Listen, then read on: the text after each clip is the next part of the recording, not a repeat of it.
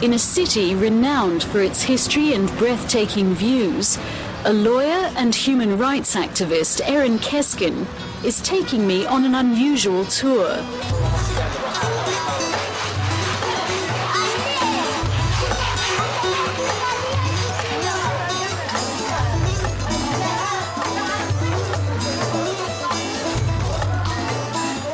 It's not the side of the city she grew up in, but ever since she learned as a teenager she was Kurdish, these run-down neighborhoods have become very familiar.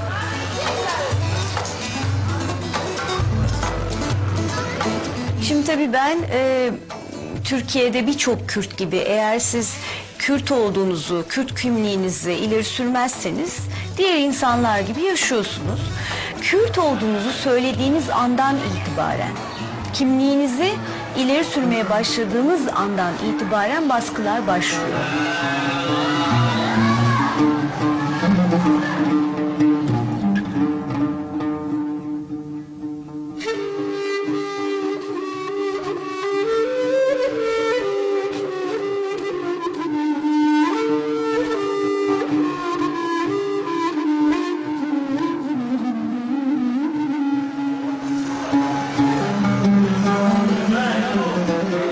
For decades, Turkey's Kurds say they've been victimized by the state and viewed as barbarians.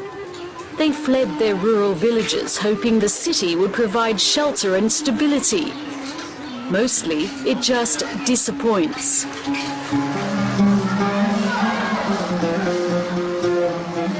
O nedenle Kürtler her zaman yargılandılar kimliklerini savundukları takdirde. Her zaman yaşam hakkı ihlalleriyle karşılaştılar. Köylerinden, şehirlerinden göç etmek zorunda kaldılar. Bu bir devlet politikasıydı. Now it's believed 2 million Kurds live here in a city of around 15 million. Crammed into apartments on either side of the alleys, they struggle to make a living while trying to preserve their strong communal culture and traditions.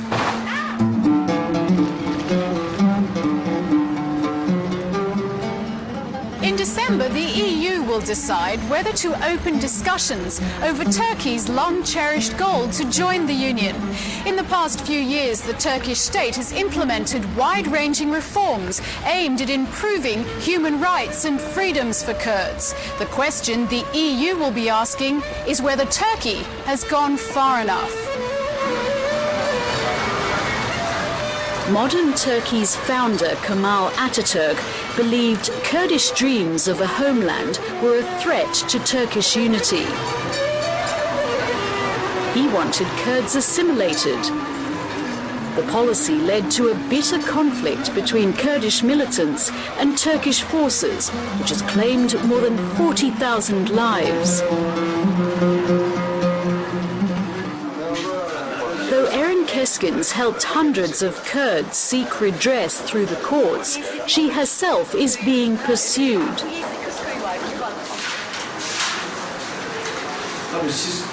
Years ago, she was jailed for 6 months for simply using the word Kurdistan because it suggested separatism. Now there's a warrant for her arrest for challenging the military. She could face up to 3 more years in jail.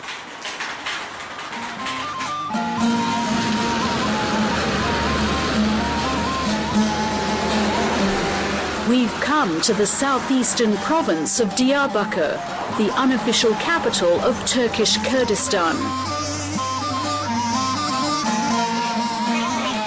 Until recently, it was illegal to even mention the name. In the township of Idil, Ms. Keskin and her colleagues start to gather intelligence on the latest abuses.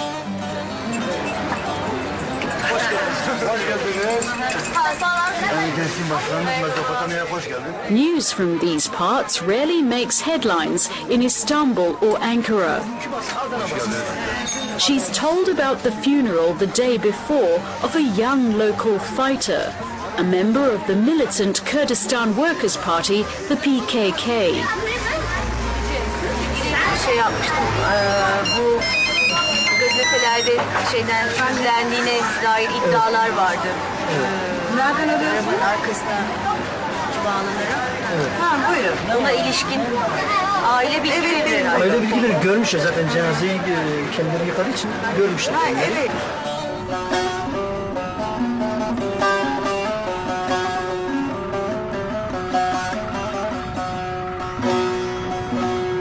Baran bari güle güle tene tene. The outlawed PKK began a bloody 20-year campaign against the Turkish state in the mid-1980s. 5 years ago, it declared a unilateral ceasefire. But in June, the PKK, now known as Guerrilla, resumed the armed struggle.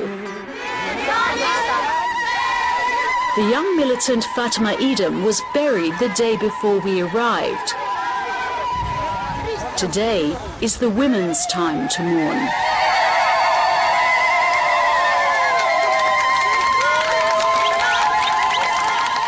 Salal Edom said her sister left the village to fight for the PKK when she was just a teenager.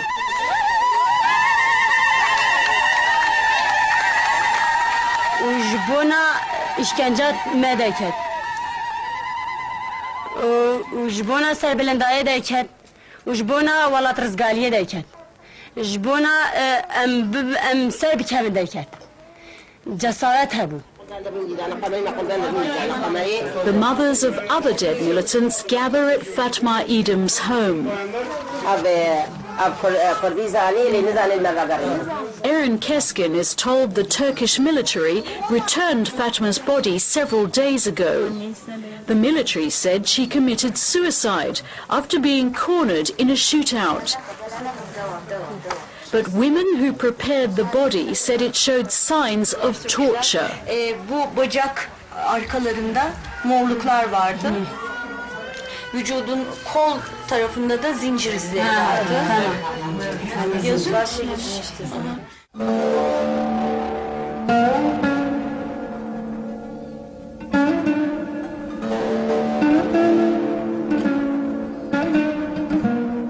Throughout the 1990s, Turkish security forces expelled 1 million Kurds from their homes in a bid to flush out militants. These abandoned villages are a legacy of nearly 20 years of repression.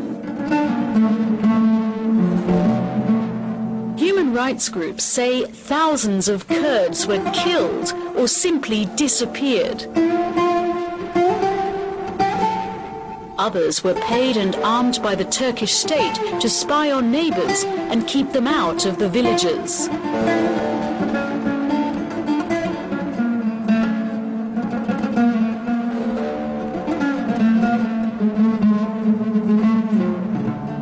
Hala Kürdistan'da 10.000'e yakın kontrgerilla cinayeti aydınlatılmamış durumda. 10.000'e yakın insan öldürüldü ve failleri belli değil.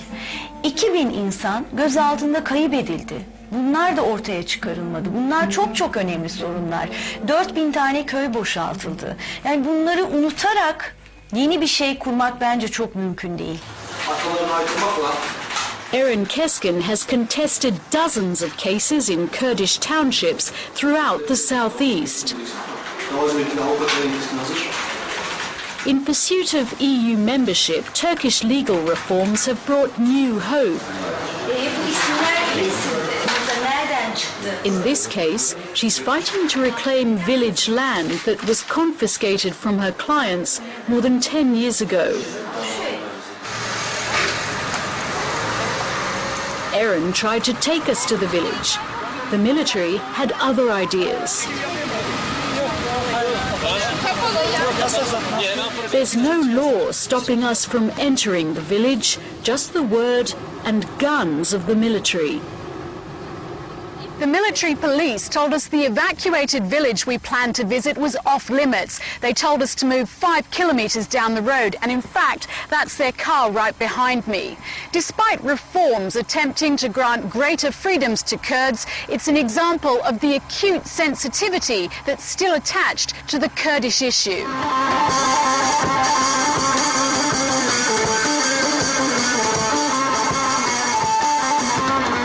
Yet in cities like Diyarbakir, there's no mistaking a more upbeat atmosphere since the PKK ceasefire and Turkey's recent efforts aimed at EU membership. There are new freedoms, a weekly Kurdish TV broadcast and education in Kurdish. Several prominent activists have been freed from jail.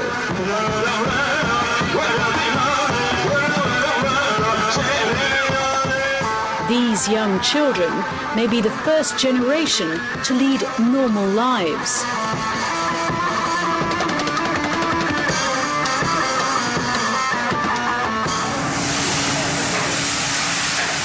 The quest for normality can't be underestimated. For middle-class Kurds trying to run businesses like Ahmed Cengiz, a life without fear is a welcome change from what he went through in his childhood. Yani korkunç ekonomik yetmezlikler, daralmış bir yaşam ve her yönüyle çok sıkıntılı bir yaşam. Ama düşünün ki bir insan sabah evinden çıkarken bir daha geri gelip gelemeyeceğini bilmesin. Ya da işte dün akşam beraber oturduğunuz bir arkadaşınızın ertesi gün sabah saatlerinde vurulduğunu öğreniyorsun. It was during such times that many families fled Diyarbakir for cities like Istanbul. In a working-class suburb, we met Mariam Turpan and her family. Mariam recounts how their problems started when they were living in the southeast of Turkey 10 years ago. Her brother-in-law, pictured on the right, was killed in a mysterious bomb blast. Bizim üzerimizde çok baskın vardı. İşte eşimi ajan olması için teklif ettiler. Eşim kabul etmedi. Her gün tutuklamalar. 12 gün gözaltında tutuldu. İşkence. To flee repression, the family came to Istanbul. Mariam's husband is at work, and while they both have jobs, paying bills and raising 4 children is a daily challenge on $500 a month. Mariam is constantly worn out. Bunu tabii herkes bilemez. Ancak çeken bilir demişler. Çok çektik. Çok.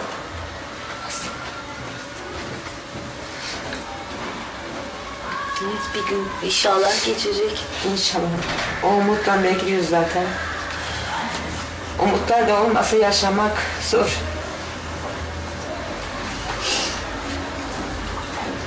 Çok yaşadığım bir şey benim. Yani benzer şeyleri yaşayan çünkü o kadar çok insan var ki ve bunları bir devlet, bir toplum yok sayıyor. Yani en çok ona bozuluyorsunuz çünkü bu kadar büyük acılar yaşanıyor ve insanlar hiçbir şey yokmuş gibi davranıyorlar. Beni en çok sinirlendiren şey de bu zaten yani.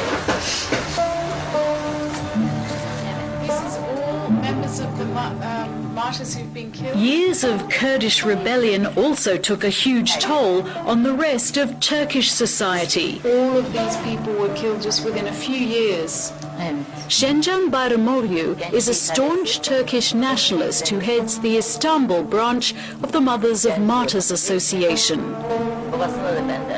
Thousands of young soldiers and civilians were killed over the years of conflict with the Kurds. Şencan Bayramoglu's son Cenk was one of them. Vallahi biz yani Kürtler için reform niye? Yani Türkiye'de onların bir ayrıcalığı yok ki. Onların yani batıdakinin doğudakinden, doğudakinin batıdakinden bir eksikliği yok. Biz hep beraber bir kaderi paylaşan bir milletin insanlarıyız. But Turkey's governing party believes that relaxing its attitude towards the Kurds is proof that Turkey is ready for European membership.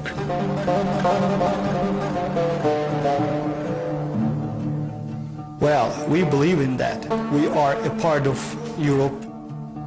We have a common history, and we have to bring our human rights issue and democratization to the level of all developed countries. So, European Union goal is a means to this end for us, and that's why European Union process very important. Nationalists like Şencan Bayramoglu feel betrayed by the government. She says her son died for nothing. Bugün onların kanı yerde kalıyor. Ve öldürenlere taviz üzerine taviz verilerek her gün taltif ediliyorlar. Aflarla, pişmanlık yasalarıyla, sırtları okşanarak, siz de insansınız diyerek, insan olan insanı öldürmez. İnsan olan insanı öldürmez. Bunu nasıl tahmin edebilirsiniz? Yani insan çok zor. Şu resimlere bakıp çok zor.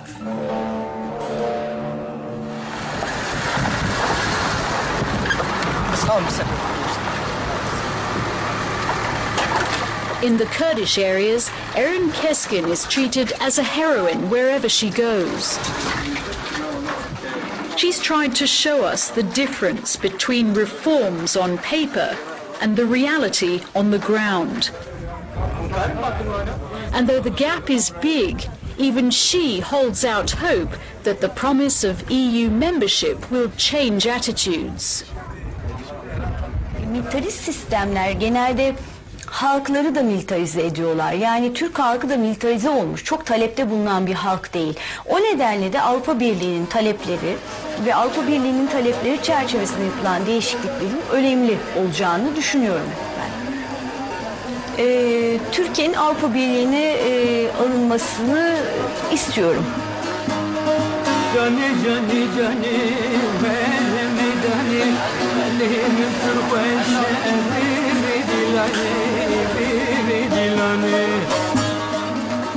Unless there's constant pressure from outside the country, Erin Keskin believes discrimination against Kurds will continue. The threat of arrest hanging over her head is evidence enough of that.